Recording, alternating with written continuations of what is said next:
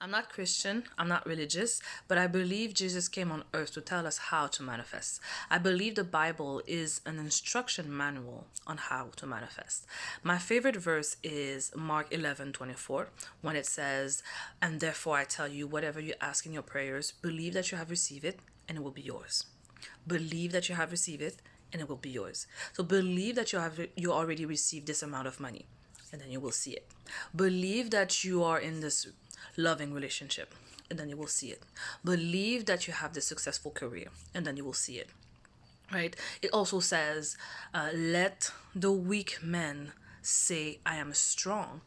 So let the broke man say, "I'm rich." Let the sick man say, "I'm healthy." You know? Because it's about what you define yourself that you will see, because everything is a reflection of your mind.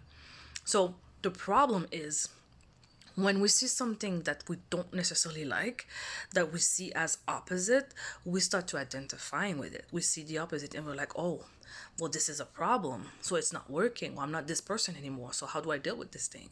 Right? But when you remember that, wait, I made a decision. This is who I am. So what I'm seeing has no choice but to be the unfolding of my identity. This is not an affirmation to say, to convince ourselves that, oh, everything is unfolding perfectly. No, it's just facts. It's really that. This is how reality creation works. It's just you decide who you are this identity, and then it is going to be reflected to you. If you decide that you're successful, then you will see the success. And it's been proven over and over again, so there's no debating this. But I want to give you an example that I saw of a success stories of someone who did not pay attention to the circumstances, and how the circumstances were just really part of the unfolding. I think someone applied for a job, and after a while, after applying, the response was, "We already hired someone else. Thank you for your interest in it," whatever. The person was like, "Okay, but I already have the job because I decided this is who I am. I'm someone who has that job." 3 days later, the company contacted them, and but I don't know if they said that, but the person found out that the person who was hired quit, and therefore the position was free again. So that's why they called the person and said, "Well, guess what?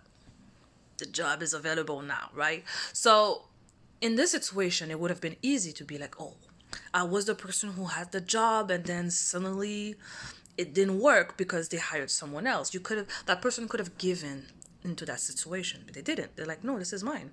And okay, it happened in 3 days. It could have happened in a week, 2 weeks, 3 weeks. It doesn't matter, because your identity doesn't have an expired date. Once you decide that you're this person who has this thing, there's nothing outside of you that can tell you you don't. That's how stubborn you have to be, because that's what an identity is. It's not conditional to what it sees. It's just who I am. I'm someone who has this thing no matter what. This is why I also believe that the Bible is an instruction manual, because it also says life and death is in the power of the tongue, which means you're creating and destroying with your mind, with your beliefs. So, can you believe right now that you're this person who has it with no proof? Even if you see the complete opposite, because you understand that the opposite is just part of the unfolding. Because if it's not what I decided, then it's part of the unfolding. It cannot be the end, because I already saw the end in my mind, and what's in my mind has to be reflected, because life and death is in the power of the mind. Whatever I ask in my prayer, believe that I receive it, and I will see it. I will receive it physically. Okay? What I decree, my word shall not return to me void. Knock and it will be given. Should I say more?